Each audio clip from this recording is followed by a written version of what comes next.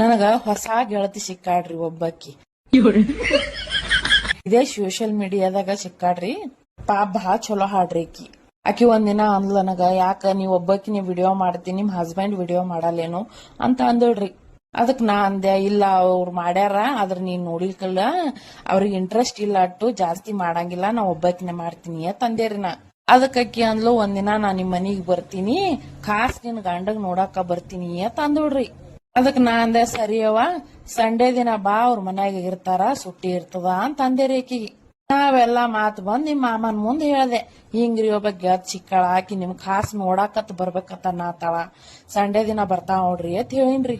ನಿಮ್ ಮಾಮ ಇದ್ದವ್ ಸಂಡೇ ದಿನ ಎದ್ದು ತೆಲಿಗಿಡ ಹಚ್ಕೊಳ್ಳೋದೇನು, ಮೇಕಪ್ ಮಾಡ್ಕೊಳ್ಳೋದೇನು, ಏನು ಒಂದ್ ಮದಿಮಗ ಮೇಕಪ್ ಆದಂಗ ಹಾಕಿ ಕೂತಾನ.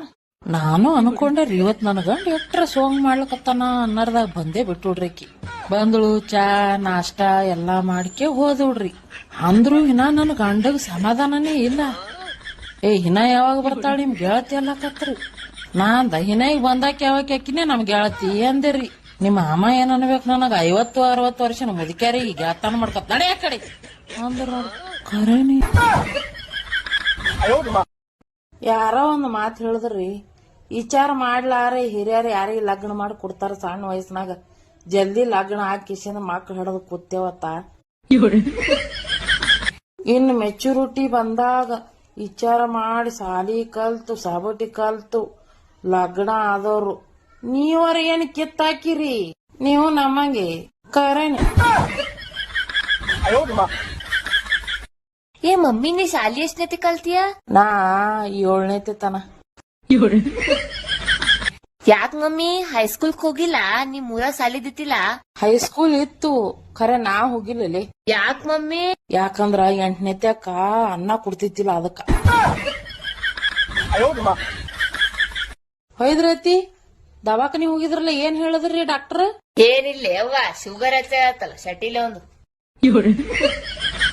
ಎಷ್ಟ್ ಶುಗರ್ ಹೆಚ್ಚಾಗಿ ಏನ್ ಉಪಯೋಗ ಅದ? ಒಂದಿನಾರ ರುಚಿ ಬಾಯಿಲೆ ಮಾತ ಬರ್ತಾವ? ಏನಂದಿ? ಏನಿಲ್ರಿ, ಬಿಸಿ ರೊಟ್ಟಿ ಮಾಡಿ ಊಟ ಮಾಡತ್ರಿ, ಬರ್ರಿ.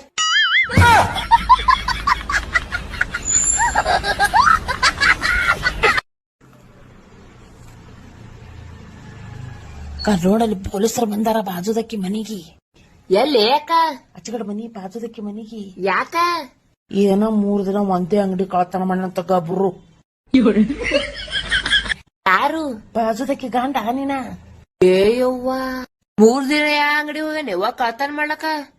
ಸೀರಿ ಅಂಗಡಿ ಹೋಗಾನಂತ, ಬೊಬ್ಬಣಿ ಸೀರಿ ತರ್ಲಕ್ಕ. ಮತ್ ಇನ್ನ 2 ದಿನ ಎಲ್ಲ ಹೋಗ್ಯಾನ? ಅದೇ ಅಂಗಡಿ ಹೋಗಾನ ಕಲರ್ ಚೇಂಜ್ ಮಾಡ್ಲಕ್ಕ. ನೋಡಲ್ಲಿ ಪೊಲೀಸರು.